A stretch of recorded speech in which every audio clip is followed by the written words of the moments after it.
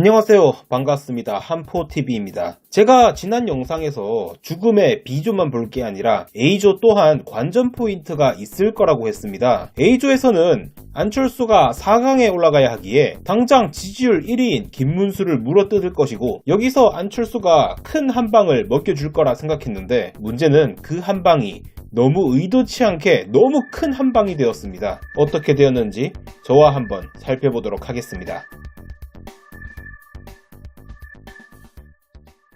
이번 토론은 처음 시작하는 토론이기에 가볍게 하려고 했는지 처음에는 MBTI를 물어보는 코너가 진행되었습니다. 이후에 청년 미래를 주제로 한 열린 토론이 시작되었고 본격적으로 질문이 오가게 되었습니다. 유정복 시장은 김문수에게 질문을 하였지만 공격적이거나 하는 질문은 아니었고, 양양자 또한 김문수에게 질문을 하였지만 그다지 자극이 될 만한 질문은 아니었습니다. 안철수도 처음에는 그냥 정책적인 질문을 던지게 되었죠. AI 인프라 확충과 투자 확대를 통한 AI 시대 G3 국가 진입, 그리고 또 벤처 및 스타트업에 대한 과감한 투자 공약으로 내세우셨습니다.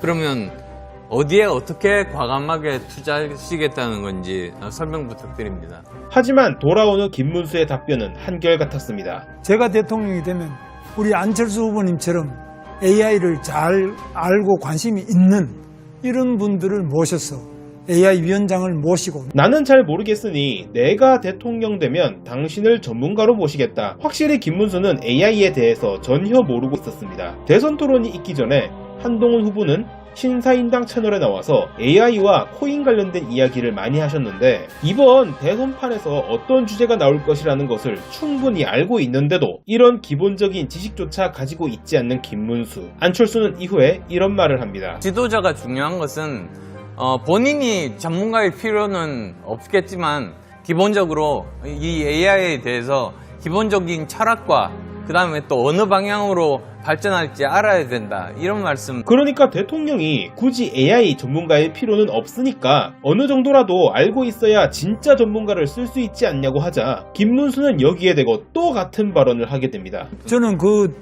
지도자가 된다면 우리 안철수 후보님께 반드시 물어보겠습니다. 네, 저 AI 잘 모르시죠? 안철수는 결국 AI 잘 모르시죠? 라는 예상치 못한 발언을 하게 된 거죠. 안철수 본인도 이 포인트에서 공격이 될 거라 생각 못했을 거예요. 사실 안철수는 김문수를 물어뜯기 위해서 계엄과 탄핵에 대한 반성 관련된 질문을 하면서 김문수를 공격하려고 하였습니다. 그런데 웬걸 김문수가 AI 관련 답변을 너무 이상하게 하자 안철수는 뜻밖의 공격 포인트를 얻게 된 것이었습니다. 안철수 후보만큼은 모르지만 저도 사용은 매일 하고 있습니다. 챗GPT도 쓰고 퍼플렉스도 쓰고 G3도 쓰고 여러 개 쓰고 있습니다. 김문수는 당황해서 자신이 챗GPT를 써왔다는 이야기만 하면서 허둥지둥대는 모습을 보여주었는데요. 확실한 건 김문수는 AI가 뭔지 잘 모르는 상황입니다. 그런데 여기에서 더 깜짝 놀랄 만한 득점이 이어집니다. 우리나라가 AI 3대 강국으로 도약하려면 어떻게 하면 됩니까? AI를 발전시키기 위해서 무슨 노력을 해야 되냐고 물어보자 양자 기술을 활용한 양자 컴퓨터 같은 거라든지 이런 것들을 활용해서 훨씬 더 AI에 대한 기본 인프라를 강화시키는 것이 필요하고, 양자 컴퓨터라는 뜬금없는 이야기가 나왔습니다. 양자 컴퓨터 이야기를 듣자마자 안철수의 표정이 포인트입니다. 도대체 김문수는 양자 컴퓨터 이야기를 왜 했을까요? 이 둘은 완전히 다릅니다. 예, 완전히 달라서 이 둘을 같이 섞어서 말씀하시면 안 된다는 그 말씀을 드리고 싶고요. 사실 이 둘은 따로 이렇게 발전을 해야 되는 부분들이고, 사실 지금 양자 컴퓨터는 그쪽으로 가는 게 아니라 에러 커렉션, 어떻게 하면 에러를 줄일 수 있는지 그 알고리즘 쪽으로 주로 연구를 합니다. 우선 이거는 이 정도로 두고요. 그러니까 김문수는 참모가 해준 말을 그냥 듣고 대충 이해해서 대답했다고 밖에 생각나지 않습니다. 여기서 안철수가 더 공격적으로 나가진 않고 오히려 양자 컴퓨터가 뭔지 알려줍니다. 저는 이제 현장에 양자 컴퓨팅 하는 분들은 AI하고 연결하고 접촉할 수 있는 그런 말씀을 들었습니다. 그거는 일부에 해당될 수도 있겠습니다만. 저는 이 대화를 보면서 충격에 빠졌습니다. 그냥 김문수는 아무것도 준비된 것이 없습니다. 그야말로 최악이며 이런 자가 대통령이 된다는 것 자체가 모순입니다. 토론에서 완전히 개망신을 당한 후에 김문수는 이 유튜브에 이딴 영상이나 올리고 정신승리하는 모습을 보이고 있었습니다.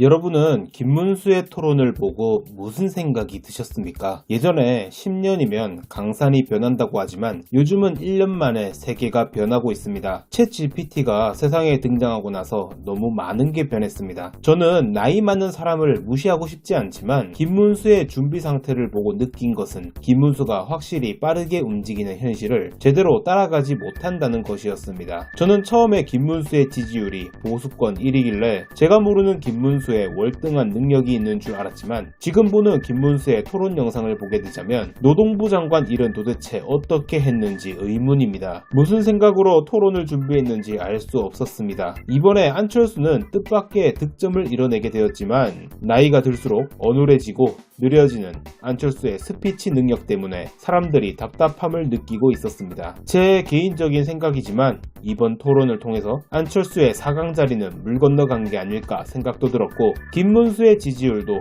많이 떨어졌을 거라 생각하고 있습니다. 한동훈 대표는 토론에 대해서 별로 걱정이 되지 않습니다. 앞으로 대선 토론에서 상대 후보를 압살하는 것은 전혀 문제가 없을 것 같다는 생각이 들었었지만 문제는 이렇게 지식과 준비에 월등한 차이를 보이고도 보수 지지층이 김문수를 계속 지지할지가 궁금합니다. 보수 지지층은 의견 유보가 많기 때문에 이번 토론이 의견 유보층을 얼마나 움직여줄지가 궁금한데요. 부디 제대로 된 판단을 내려주기를 희망하고 있습니다. 참고로 김문수가 보수 지지층 1위이긴 하지만 김문수를 도와주는 국회의원은 정말 적으며 자유통일당 전광훈이 김문수를 밀 줄 알았지만 전광훈도 김문수가 될 것 같아 보이지 않자 국민의힘 후보 8명은 절대로 당선시키지 않겠다고 말하면서 윤석열을 자유통일당으로 모셔오겠다는 말을 하였습니다. 그리고 본인이 직접 대통령 선거에 나가겠다 말하였죠. 김문수는 결국 윤석열이 정한 후보도 아니었습니다. 그래서 제가 정광훈 채널을 들어가서 보니까 이미 자유통일당은 김문수를 손절한 것 같더라고요. 댓글에서 어떤 분이 송원재TV라는 채널을 소개해 주었습니다. 구독자가 무려 29만 명이나 되는 채널입니다. 한포TV도 정신 차리고 열심히 해야 될 것 같습니다. 왜냐하면 이분은 김문수가 이번 토론을 압도했다고 말하게 되면서 상식적으로 이해가 되지 않는 말을 하고 있기 때문입니다. 마지막으로 다시 말씀드리지만 정치를 다루는 특히 한동훈 지지 채널은 광고의 제약이 많기 때문에 자율구 동료 및 계좌 후원이 없다면 현실적으로 운영이 어려운 상황입니다. 게다가 라이브 위주의 채널과 비교하자면 운영에 돈이 많이 들게 되죠. 자율구 동료 및 계좌 후원을 해주신다면 저희 팀에게는 실질적으로 운영에 큰 도움이 됩니다. 영상의 질적 가치로 여러분의 후원에 보답하도록 하겠습니다. 고맙습니다.